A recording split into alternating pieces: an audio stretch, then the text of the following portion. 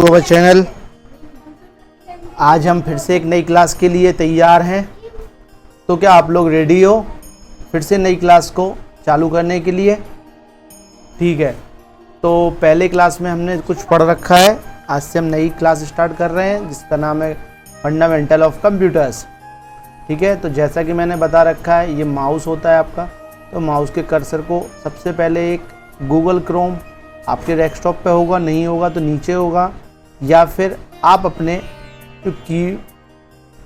आपका जो कीबोर्ड होता है उसमें ये वाला बटन मैं बता रहा हूँ आपको, ये वाला जिसको चार छोटे छोटे खिड़कियाँ जैसी बनी रहती हैं, जिसको हम विंडो की बोलते हैं। ठीक है, तो आप उसको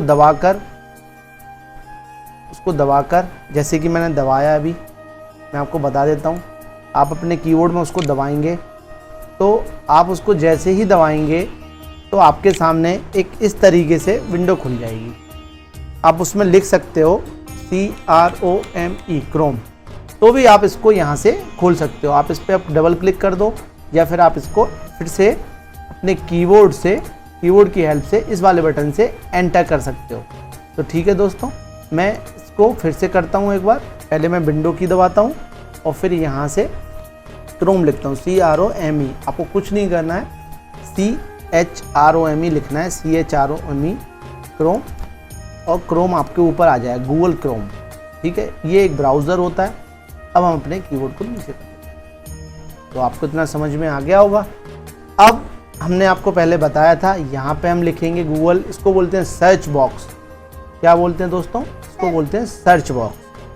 सर्च बॉक्स में क्या करते हैं? हम सर्च करते हैं। सर्च मतलब होता है किसी चीज़ को खोजना। तो अब हम इसमें सर्च करेंगे क्या? फंडा FUNDAMENTALS फंडामेंटल्स ऑफ कंप्यूटर इन हिंदी। ठीक है, तो आपको समझ में आ रहा है कि हम क्या करेंगे। सबसे पहले हम गूगल ब्राउज़र खोलेंगे, जिसको गूगल क्रोम बोलते हैं। उसके बाद हम उसके सर्च बॉक्स में सर्च करेंगे। दोस्तों, कई बार ऐसा होता है कि हम कोई एग्ज़ाम देते हैं तो उसमें पूछ लेते हैं सर्च बॉक्स कहाँ होता है, तो हमें वहाँ पे जवाब देना होता है सर्च बॉक्स ब्राउज़र में होता है। ठीक है, तो हम जब सर्च बॉक्स में को एंटर कर देते हैं तो ये हमारी स्क्रीन पे रिजल्ट आ जाते हैं। ठीक है दोस्तों, एक बात आप और ध्यान से देखा करो कि जैसे ही आपने कोई चीज़ सर्च करी है तो यहाँ पे एक नंबर भी आते हैं। अब आप इनको देखिए कि इसने इतने सारे रिजल्ट निकाल के दिए हमें, लेकिन हम उसमें देखते हैं कि हम सबसे पहला वाला पेज अगर हमें अच्छा लगता है तो हम उसको खोल लेते हैं। तो ऐसा ही हम करते हैं। Fundamentals of computer note in Hindi, computer क्या है, हम उसको खोल लेते हैं। ठीक है दोस्तों, जैसा कि मैंने बताया है कि जब कोई वेबसाइट खुलती है तो उस पर कई प्रकार के ऐड भी आ जाते हैं। ठीक है, अब जैसे कि आप उस पर कोई भी बटन नहीं दबाना है, वरना आपके कंप्यूटर में वायरस भी आ जाता है। तो आपको ये बात समझ में आ रही है कि जब हम कोई वेबसाइट खोलते हैं तो उस पर कई सारे ऐड आते हैं, तो हमें उनको टच नहीं करना है, बिल्कुल भी कहीं पे क्लिक नहीं करना है। इस बात का ध्यान बिल्कुल रखना है। अब आप देख रहे होंगे, जैसे ही हमने इस वेबसाइट को खोला है तो यहाँ पे कई ऐड आ गए। तो हम इसमें क्या करेंगे, कोने में जाके बिल्कुल यहाँ पे क्रॉस का निशान होगा, हम इसको क्रॉस भी कर सकते हैं। ठीक है, तो हमने क्रॉस कर दी। अब इसके बाद यहाँ पे भी एक नीचे दिख रहा है एरो, तो हम इसको भी नीचे कर देंगे, तो ये नीचे चला गया। ऐसे ही हम इसको पे भी एक क्रॉस का बटन लगा हुआ है, तो हम इस पर भी क्रॉस कर देंगे। अब एक क्रॉस यहाँ भी है, तो देखिए ध्यान से बिल्कुल देखिए, ये क्रॉस है, हम इसको भी क्रॉस कर देंगे तो ये ऐड बंद हो जाएगा। ठीक है दोस्तों, अब आपको समझ में आ रहा होगा कि जब भी कोई वेबसाइट पे ऐड आते हैं तो हम उनको क्रॉस कैसे कर सकते हैं।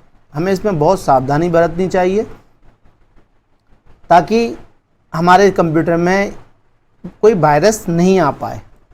ठीक है, तो हमें क्या करना है, हमें एक सिंगल क्लिक इसी पे कर देनी है। उसके बाद फिर हमने अपने कीबोर्ड के इस वाले बटन से, एरो की बोलते हैं जिसको, डाउन एरो, इस वाले बटन से यहाँ पे क्लिक करने के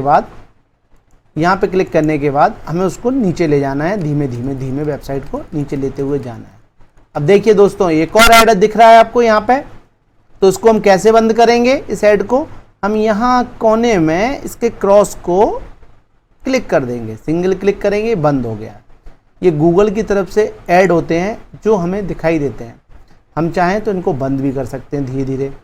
अब हमने कल की क्लास में ये पढ़ चुका है fundamental of computers in Hindi, तो हम इसको आगे से कंटिन्यू करेंगे। अगर आपने पुरानी क्लास नहीं देखी है फर्स्ट क्लास, तो आप फर्स्ट क्लास को देख सकते हैं और उसके बाद फिर से ये क्लास देख लेना, ठीक है।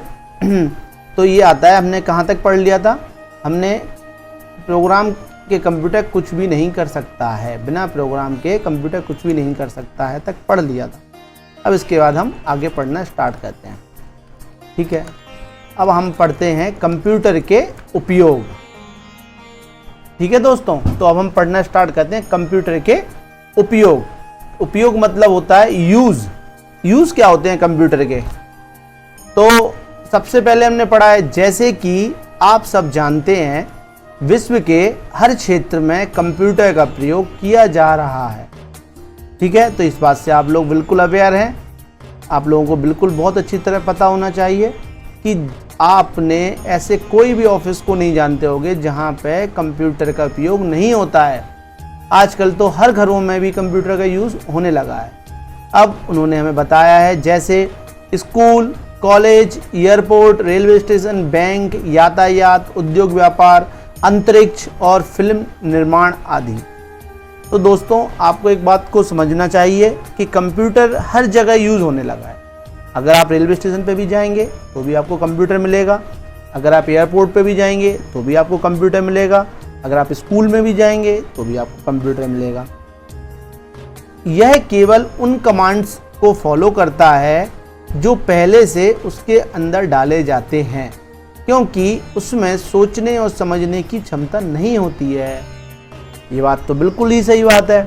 अगर आपके सामने कैलकुलेटर रखा है या कंप्यूटर रखा है और आप किसी समस्या को या किसी भी क्वेश्चन को आप करना चाहते हो, तो अपने आप तो वो कंप्यूटर करेगा नहीं। जब तक आप उसमें कोई बटन नहीं दबाएं तो उसके अंदर क्या होती है, सोचने और समझने की क्षमता नहीं होती है। कोई भी प्रॉब्लम ऑटोमेटिक वो सॉल्व नहीं कर सकता है। जो व्यक्ति कंप्यूटर के लिए प्रोग्राम बनाता है उसे हम प्रोग्रामर कहते हैं या प्रोग्रामर बोला जाता है। तो एक बात हमेशा याद रखना, जैसे घर बनाने वाले को मिस्त्री बोलते हैं, ऐसे ही प्रोग्राम बनाने वाले को प्रोग्रामर बोलते हैं।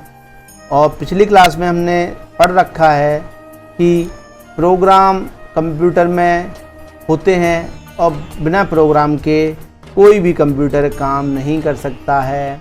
इसमें लिखा था गणना करने योग्य मशीन या प्रोग्राम करने योग्य मशीन बिना प्रोग्राम के कंप्यूटर कुछ भी नहीं कर सकता है। तो दोस्तों फिर से प्रोग्राम की एक बार बात आई है, तो इसमें हमें फिर से पता चल गया है कि जो व्यक्ति कंप्यूटर के प्रोग्राम बनाता है उसे प्रोग्रामर बोला जाता है। और कई बार हमारे पास यही क्वेश्चन एग्ज़ाम में भी आ जाता है, प्रोग्रामर कौन होता है?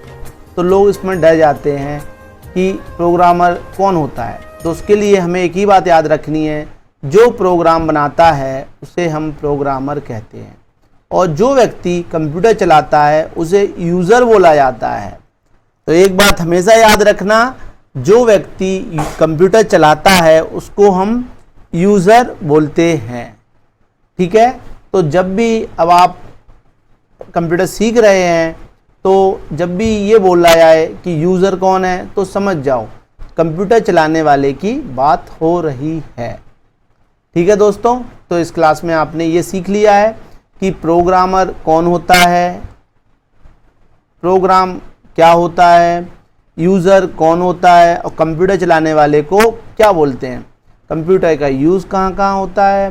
कंप्यूटर देखो दोस्तों, ये जो क्लासेस हैं ये बहुत धीमे धीमे आपको सिखाती जाएंगी, क्योंकि अगर आप एक एक क्लास में टाइम लगा के सीखते जाओगे तो भी आपको बहुत नॉलेज पता चल जाएगी। तो आज की क्लास में हमने सीखा है ब्राउज़र। ब्राउज़र क्या होता है? ब्राउज़र एक सॉफ्टवेयर होता है जिसके अंदर हम इंटरनेट चलाएंगे, सर्च इंजन, सर्च बॉक्स क्या होता है, सर्च बॉक्स में जिसमें हम टाइप करते हैं। उसके बाद कंप्यूटर का प्रयोग कहाँ कहाँ किया जाता है। कंप्यूटर का प्रयोग स्कूल, कॉलेज, एयरपोर्ट, स्टेशन आदि में किया जाता है। कंप्यूटर के अंदर सोचने समझने की क्षमता नहीं होती है। कंप्यूटर केवल कमांड्स को फॉलो करता है। जो व्यक्ति कंप्यूटर चलाता है उसको हम यूज़र बोलते हैं, और जो व्यक्ति प्रोग्राम बनाता है उसको हम प्रोग्रामर बोलते हैं। तो जय हिंद दोस्तों, आज की क्लास यहीं ख़त्म होती है। अगर आपको ये क्लास अच्छी लगी है तो अपने चाहने वालों तक ये क्लास पहुंचा दें, ताकि आपके साथ साथ वो लोग भी पढ़ते जाएं और आगे बढ़ते जाएं। हमारा एक ही लक्ष्य है कि लोगों तक अपनी नॉलेज को पहुंचाएं और उनको भी शिक्षित करें, क्योंकि शिक्षित ही आदमी आगे देश का भविष्य को ठीक कर सकता है। जय हिंद दोस्तों, बाय बाय।